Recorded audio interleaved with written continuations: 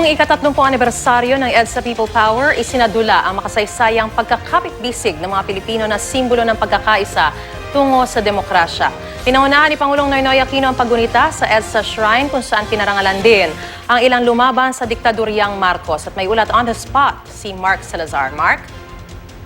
Marisa, espesyal ang EDSA 30 celebration kanina. Pinainggrande ng flyby o paglipad sa ibabaw ng EDSA Shrine ng 15 F-50 fighter jets at mga bagong choppers ng militar. Ang pag-ulan ng confetti dilaw at puti mula sa mga chopper at ang mas makatotohanang salubungan ngayon ng militar at sibilyan sa EDSA gamit ang tunay na mga armored personnel carrier at partisipasyon ng maraming pare at madre at kabataan. Si Pangulong Aquino ang nanguna sa EDSA 30 na sumama pa sa famous jump ni FDR. Sarado ang magkabilang direksyon ng EDSA pero tuloy ang biyahe ng MRT. Mahigpit ang seguridad kasama ang mga K9 unit at snipers sa rooftop ng mga gusali. Sa mismong programa, pinarangalan ang dalawang mamamahayag na lumaban sa diktadoryang Marcos, sila Leti Jimenez Magtano, awarded posthumously, at si Tita Eggy Apostol, kapwa sila haligi ng Philippine Daily Inquirer, at dalawang kabataang sumisimbolo ng bagong EDSA na sina Ken Artisa at Maria Angela Villa. Si Ken ay 2015 awardee rin ng Outstanding Youth of the Philippines, habang si Maria Angela ay 2015 awardee ng The Accomplished Youth Organization of the Philippines. Sa talumpati ni Pinoy, pinaalala niya ang madilim na martial law at pinatikos rin si Senador Bongbong Marcos at Senador Juan Ponce Enrile na dalawang anyay apelidong nagpatupad raw ng military solution laban sa mga Moros noon, at ngayon ay dalawang apelidong nagdelay raw ng Bangsamoro Basic Law sa Senado.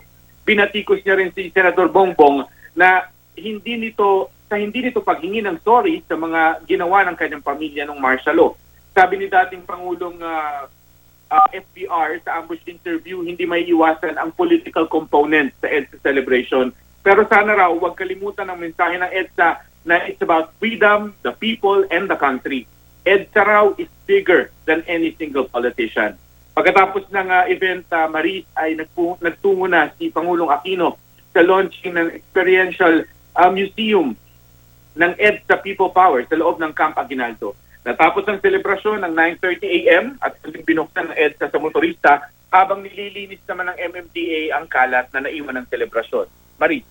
Alright, Mark, 30 years after, ramdam mo ba talaga dyan yung pag-apaw din ng emosyon na kanina habang ginugunita yung selebrasyon nga ng EDSA People Power? Well, tinatanong ko yung mga kabataan. Tayo kasi halos taon-taon nagko-cover ng EDSA celebration. What I can say is, talagang malaki ang diferensya ng celebration ngayong taon, Maris, dahil nga ito ay mas ingrande. Pero ang tinatanong ko, yung mga kabataan, lalo mga first time tumulo doon, at sinasabi nila na ito yung mga nakikita nila, napapanood nila sa telebisyon at nababasa nila sa mga history books, ay mas na-experience silang personally, ay na-touch daw sila. Siyempre, yan ay may mga tugtog na sinasali, umuulan ng confetti, everyone's shouting, kaya na-excite ang marami, lalo na yung mga kabataan. At sinasabi nila na mahalaga na nandun sila dahil nga parang naisabuhay, lalo na especially in salpungan, na pwede sinasabi nilang kinikilabutan sila to see na mga military in uniform, personnel in uniform, at mga sibilyan kasama ang mga kaparian at madre na nagsasalubong na may tangke ay isang magandang karanasan daw para sa kanila, Marie. Pero Mark, syempre hindi naman nagtatapos lamang sa selebrasyon. Kanina nung nakausap mo itong mga kabataan, paano nga ba talaga nila may pagpapatuloy at maisasabuhay yung diwa ng EDSA after this celebration, Mark?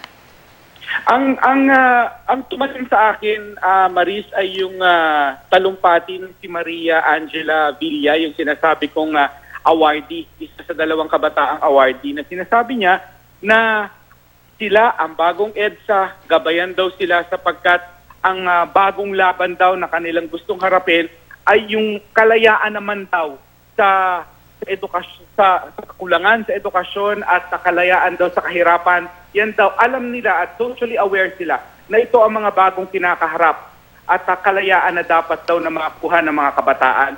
And of course, she is socially aware dahil siya ay youth leader. Ganon din yung mga nakausap namin on the ground na sumama sa question na sinasabi nilang hindi man sila makarelate doon sa sinasabing suspension of the writ of habeas corpus, yung mga ganyan, yung mga ibig sabihin yung mga ingredients ng martial law.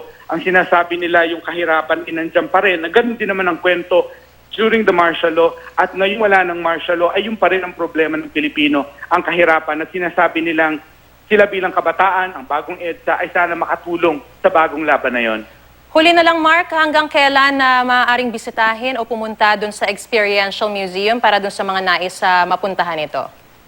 It's open daily pero pagkatapos umalis ni Pangulong Aquino kanina na nag-tour ng Experiential Museum, libre mula today hanggang tomorrow sa sino mang gustong dumalaw doon itong museum na ito. Pero after which ay may bayad na, hindi lang ako sigurado kung magkano, Maris, pero ito ay bukas sa publiko na pwedeng dalawin ng sino mang interesado. Alright, maraming salamat, Mark Salazar.